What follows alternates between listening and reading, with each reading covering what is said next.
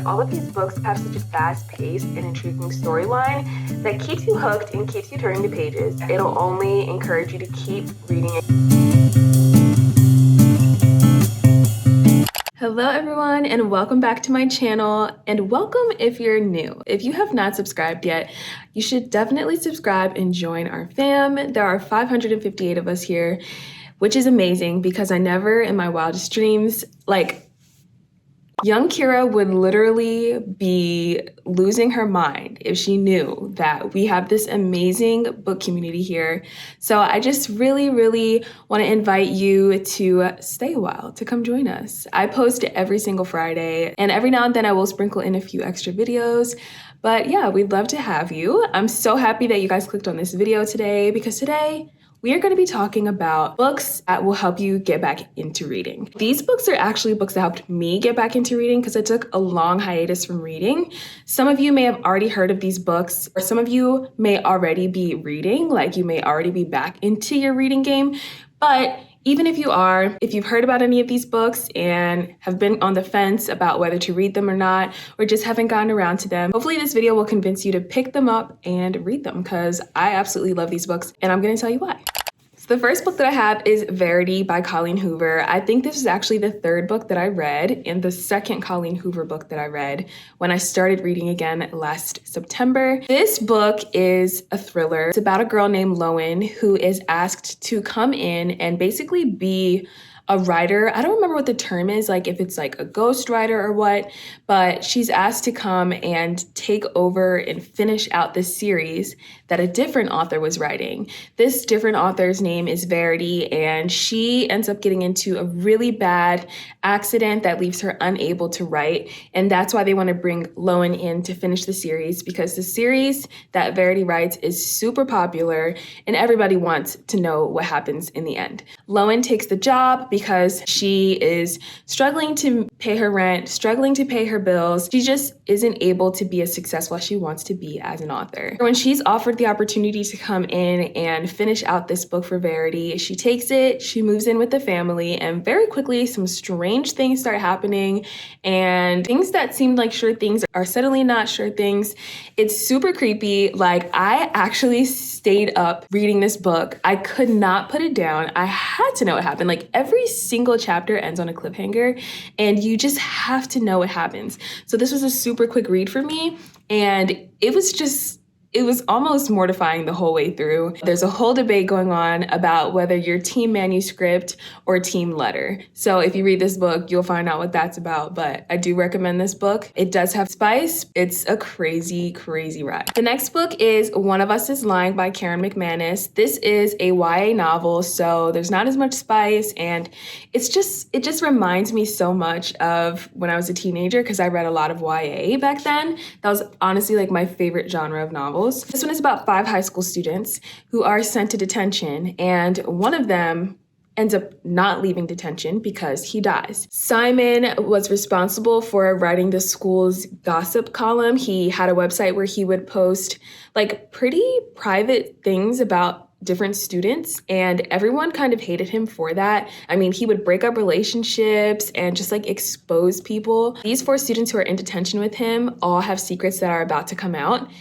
And for some reason, suddenly he dies in detention, so they all become suspects in his murder. They all have a motive because they all have secrets that were about to come out the next day in his next article. None of these students know each other, so they don't trust each other, and they can't be sure that one of them didn't do it. I really enjoyed this, and I do want to read the sequel because I know that there is another book. I think it's called One of Us is Dead or something like that. I have to double check, but yeah, really good, really recommend it. The next book is called The Silent Patient, and this is by Alex michaelides. I can never say his name, but this book was probably one of my favorite thrillers that I read in October when I was reading only thrillers. This book is wild, and the writing is so well done. One of the main characters of this book She shoots her husband in the face 5 times, and after she does that, she does not say another word. She goes to trial, she says nothing. They lock her away in an asylum, she says nothing. And no one can get her to tell them what happened. So she just lives out her days in the asylum. A criminal psychotherapist decides he wants to take her case and he wants to make her talk. He wants to find out what happened. So he takes over the case, and for several days, several months, he is just trying to get her to talk. And the plot twist in this is so crazy. I never expected it. It is such a good book, and it is so worth it for the plot twist. The next book is called The Guest List by Lucy Foley. This had so many plot twists that I did not see coming, to be honest. It was really crazy. And the thing that I like about this is you get several point of views. So everyone who is a part of this story, we get to see all of their points of views. So you get to learn some background information on each character. A group of friends are all invited to this island because their best friends are getting married. But everything that could go wrong literally goes wrong. This is an insane story. All of these people have known each other for so long and have carried each other's secrets for so long, but it all blows up on the weekend of this couple's wedding, and it is so good. Next, we have Love and Other Words by Christina Lauren. I, first of all, am obsessed with this cover. It's just so cute and so cozy, and this basically encapsulates the whole feeling of this book. This book does have a really crazy plot twist at the end, and I wouldn't really call it a plot twist, but I guess it's like the uncovering of a secret. But basically these two friends who grew up together from a very young age, they fell in love, and then this big thing happens that causes them to not talk to each other for 10 years.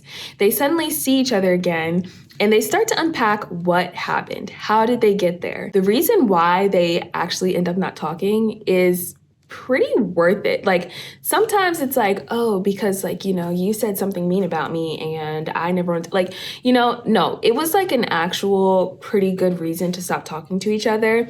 And it's so sad because it's just miscommunication, which I hate. I hate miscommunications. But this was a really sweet book. I really love this book. I actually really love Christina Lauren's writing as a whole. They actually have a new book that is coming out on May 16th of this year. It's called The True Love Experiment, and I'm really excited to read it. I also read one of their Christmas books this past December, and I loved it. I really love their writing, so I highly recommend this one. Next up, I have The Seven Husbands of Evelyn Hugo. It's by Taylor Jenkins Reid. It is a wild story about a strong female character who would do anything to achieve the success that she has in mind for herself. It just really gives you this crazy inside look into Hollywood, and I just to this day keep wondering if this is what Hollywood is actually like. But yeah, it's a pretty intriguing story. I wouldn't say it's my favorite book, but when I was first getting back into reading, it was so intriguing. It kept me turning the pages. So yeah, I definitely do recommend this book. The last book that I have for you guys is a classic, okay? And I literally recommend this to everyone. I try to get everyone to read this book. I was one of those people who actually picked up this book pretty late in life. Like, I think I started it probably my senior year of high school and finished it in college. Some of you may have already read this as a child, since apparently people were reading this as a child, and I don't know how because these books were so big and looked so daunting to me. But that is Harry Potter. If you are trying to get back into reading and you have not read Harry Potter, I highly suggest that you pick this up. It is so good, and it only gets better as the series progresses. As the characters get older, you kind of grow with them, and they start to have, these issues in their life that are super relatable, and there are just like a lot of relatable themes in this book. So I highly recommend. The first one is pretty small. The first 3 are pretty small, but yeah. This is a book I always recommend to people. It's a must read. Those are going to be all my recommendations for today. All of these books are really, really great, and they definitely have such a fast pace and intriguing storyline that keeps you hooked and keeps you turning the pages. So if you're looking to get back into books and you don't know where to start, I think these are great options to start out with. And I think that it'll only encourage you to keep reading and keep looking for books. I will link all of these books below so that you guys can find them. And if you read them, let me know what you think about them. I also have some other videos where I probably do some more in-depth explanations. So if you're interested in those, you can check them out. They're probably like my wrap-up videos. But other than that, thank you guys so much for watching, and I'll see you in the next video. When you're not here, the sun don't shine when you're not near. I don't feel like I do when you're